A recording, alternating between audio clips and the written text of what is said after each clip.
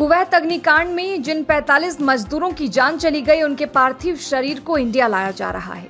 Indian air force के special aircraft से सभी मजदूरों के पार्थिव शरीर को भारत लाया जा रहा है।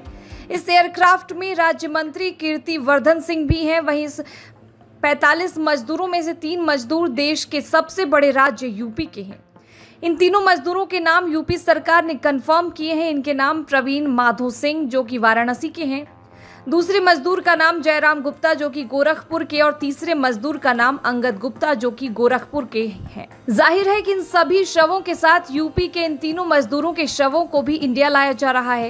लेकिन यूपी के 3 मजदूरों के नाम शवों के लिस्ट में सामने आते ही यूपी के सीएम योगी तुरंत एक्शन मोड में आ गए हैं। सीएम योगी ने अपने अधिकारियों को तुरंत निर्देश दिए कि वो विदेश मंत्रालय और कुवैत स्थित इंडियन एम्बेसी के अधिकारियों के साथ संपर्क बनाए रखें, साथ ही वहां की पल पल की अपडेट वो सीएम योगी को भेजते रहे। सीएम योगी के निर्देशों के मुताबिक यूपी के आला अधिकारी न केवल कुवैत स्थित भारतीय दूतावास बल्कि विदेश मंत्रालय से संपर्क साधे हुए हैं, बल्कि वाराणसी और गोरखपुर के इन तीनों मजदूरों के परिवारों के साथ भी संपर्क में बने हैं।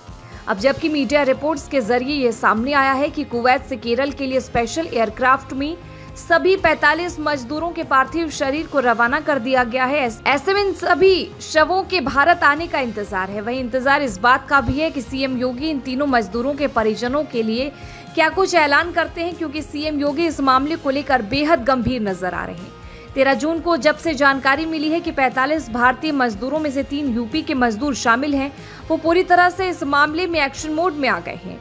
बता दें कि कुवैत की मंगाफ में तड़के 4 बजे अग्निकांड हुआ था। उस वक्त एक ही बिल्डिंग में 196 मजदूर नाइट शिफ्ट पूरी कर गहरी नींद में थे। आग लगने की इस घटना के बाद उनको संभलने तक का मौका न मिला। तंग बिल्डिंग और छत के बंद होने की वजह से कई मजदूर भागने में असफल रहे और इनमें से तकरीबन 50 मजदूरों की जान चली गई। इनमें से 45 मजदूर भारतीय थे। दिल को दहला देने वाले इस घटना के बाद कुवैत की सरकार ने भी सख्त एक्शन लिया है और इस घटना के जिम्मेदार पर कड़ी कार्रवाई कर रही है। इस खबर में फिलहाल बस इतना ही, लेकिन देश और दुनिया से जुड़े तमाम अपडेट्स के लिए बने रहीं वाइड न्यूज हिंदी के साथ।